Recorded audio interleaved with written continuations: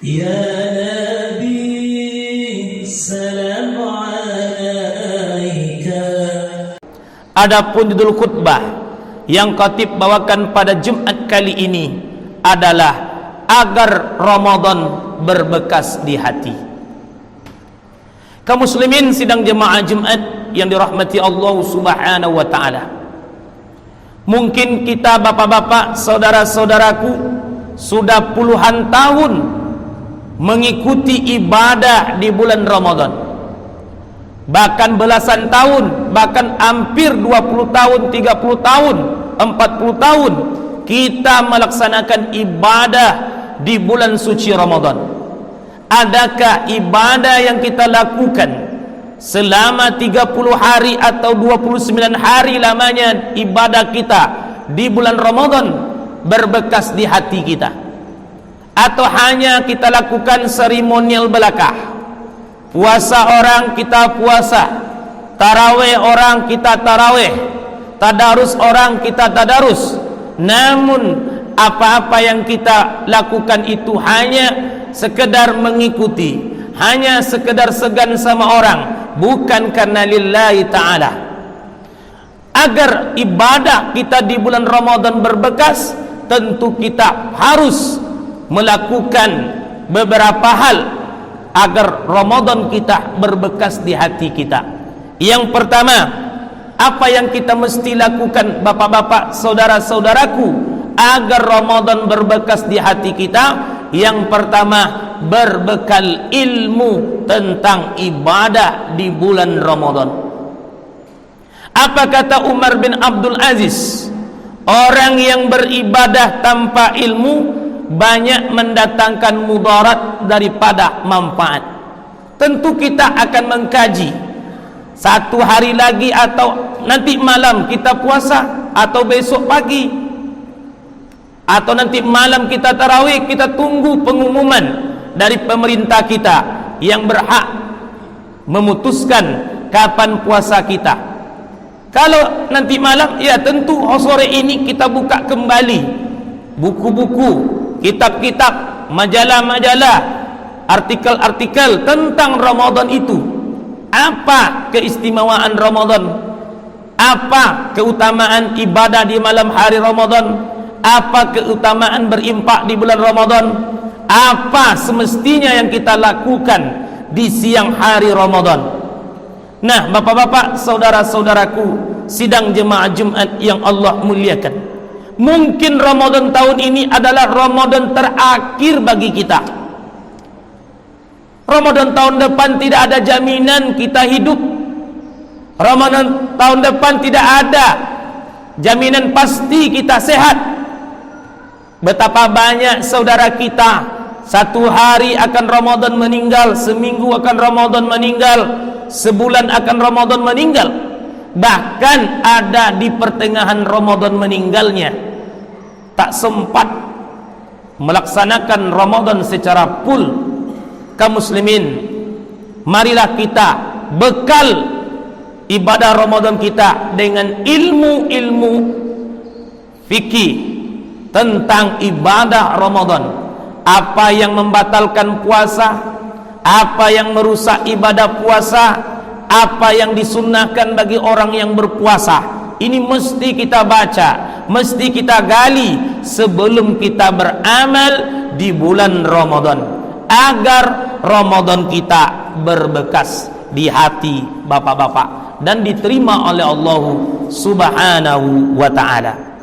Yang kedua, berbekal apa kita agar Ramadan berbekas di hati kita? Hai kaum muslimin, berbekal dengan doa.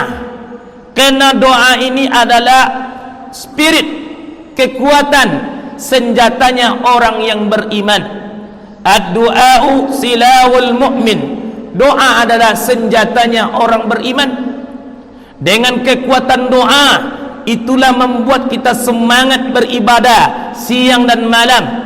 Allahumma barik lana fi Sa'ban wa ballighna fi syahri Ramadan.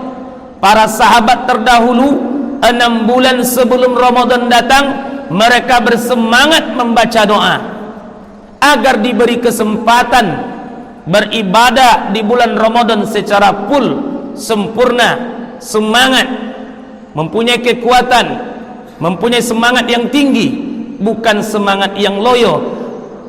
Nah, marilah kita berdoa kepada Allah, Allahumma sallimna ila Ramadan wa sallim lana li Ramadan wa tasallamuhu minna mutaqabbala. Atau dengan bahasa kita sendiri, tak bisa kita berbahasa Arab, berbahasa apa harian kita. Ya Allah, berikanlah kami kekuatan ya Allah, berikanlah kami kesempatan ya Allah, beribadah secara full di bulan Ramadan ini ya Allah. Allah lipatkan gandakan amalan kami, Allah bukakan pintu surga di bulan Ramadan, Allah tutup pintu neraka, Allah belenggu setan-setan, pengaruh setan berkurang, hanya mengganggu jarak jauh karena sudah dibelenggu. Seharusnya kita dengan dibelenggunya setan-setan ini membuat kita semangat beribadah. Kok kenapa kita tidak bersemangat beribadah? Kok kenapa kita tidak bergairah dalam beribadah? Karena kita sebelum Ramadan sudah berkecimpung, sudah berkawan, sudah menjadi setan. Maka buanglah setan-setan kita sebelum Ramadan datang. Maka kita bersihkan dengan perbanyak berdoa kepada Allah. Ya Allah, berikanlah kami kekuatan ya Allah, luruskan niat kami ya Allah, agar kami bisa beribadah di tahun ini. Tahun depan belum tentu kami hidup, tahun depan belum tentu kami sehat ya Allah. Berikanlah kami ya Allah kekuatan beribadah di siang hari dan malam hari di bulan Ramadan. Yang ketiga, agar Ramadan berbekas di hati kita, yang ketiga, apa yang mesti kita lakukan? Buatlah agenda amaliyah selama kita di bulan Ramadan. Buatlah program-program amaliyah kita sehari-hari di bulan Ramadan. Tahun kemarin umpamanya kita berimpak setiap malamnya 5.000, dalam sebulan 150. Kalau tahun ini kita programkan 10.000 setiap malam, 5.000 anak yatim, 5.000 masjid. Tahun kemarin impak kita 300, kita tingkatkan tahun ini menjadi 600. 10.000 anak yatim, 10.000 masjid. Nah, marilah kita programkan, agendakan. Tahun kemarin Ramadan kita taraweh hanya 15 hari pertama, 15 hari kedua kita tak datang. Maka programkan tahun ini bapak-bapak, full kita salat taraweh. Karena salat taraweh dan witir pahalanya sama dengan salat semalam suntuk. Tetapi kita banyak, kalau untuk salat taraweh lama rasanya di masjid, tetapi kalau untuk main game online, judi online, berjam-jam sehingga tidur malam berkurang. Nah, bapak-bapak, saudara-saudaraku sidang jemaah Jumat yang dirahmati Allah, buatlah program agar Ramadan kita berbekas di hati, yaitu tadarus. Tahun kemarin tadarus kita hanya 15 juz. Tahun ini mestilah 1 kali khatam Al-Quran. Ada peningkatan. Semakin tua semakin bagus amalannya, bukan semakin tua semakin sembrono amalannya.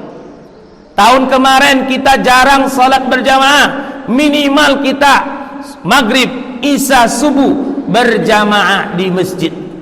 Programkanlah. Tahun kemarin kita tidak pernah mentraktir orang, tidak pernah memberi perbukaan orang lain yang akan berbuka.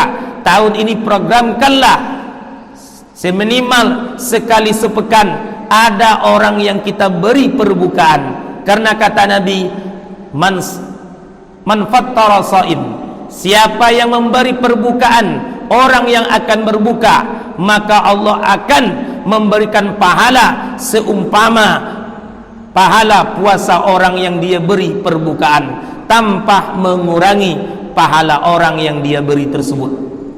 Tahun kemarin tidak pernah sekalipun malamnya tahajud. Tahun ini programkanlah sekali sepekan tahajud, minimal 4 kali dalam sebulan. Kita luangkanlah untuk tahajud. Kita bangun jam 4 subuh tuh, bangun jam 4 subuh langsung tahajud sebelum sahur. Tetapi kita kebanyakan bangun tidur langsung nonton TV ngabuburit, yang ditonton pun tak bagus. Kadang-kadang ada juga kata-kata yang tak pantas kita tengok. Kadang-kadang ada yang gambar tak bagus yang kita tengok. Padahal waktu sahur itu adalah waktu bagusnya kita beristighfar, berdoa dan tahajud.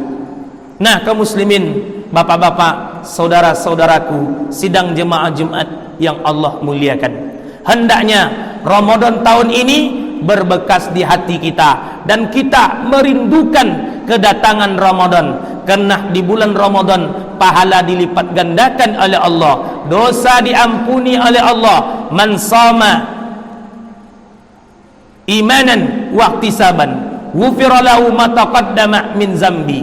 Man qama ramadana imanan wa ihtisaban ghufira lahu ma taqaddama min zambi. Siapa yang betul-betul berpuasa di siang hari Ramadan dengan penuh keimanan dan perhitungan, maka Allah akan mengampuninya dosa-dosa yang telah berlalu. Di malam hari, siapa yang betul-betul mendirikan malam Ramadan dengan salat tarawih witir, tahajud, zikir, doa, tadarus dengan penuh keimanan dan perhitungan, Allah ampunkan dosa-dosanya yang telah berlalu. Inilah yang membuat kita rindu dengan Ramadan. Dan di bulan Ramadan, doa-doa orang yang berpuasa mustajab di sisi Allah. Kata Nabi, ada 3 doa yang tidak Allah tolak. Salah satunya adalah orang yang sedang berpuasa hingga ia berbuka, doanya Allah ijabahkan. Maka kesempatan kita 13 jam dalam sehari untuk memperbanyak doa. Begitu juga di bulan Ramadan, sedekah Allah lipat gandakan pahalanya. Afdalus sadaqah as-sadaqatu fi Ramadan. Seutama-utama sedekah adalah bersedekah di bulan Ramadan. Bulan Ramadan intinya bulan menyemai, bulan menuai pahala yang kita dapatkan begitu banyak yang tidak ada di bulan-bulan yang lainnya. Fa'tabiru ya ulil absar la'allakum turhamun.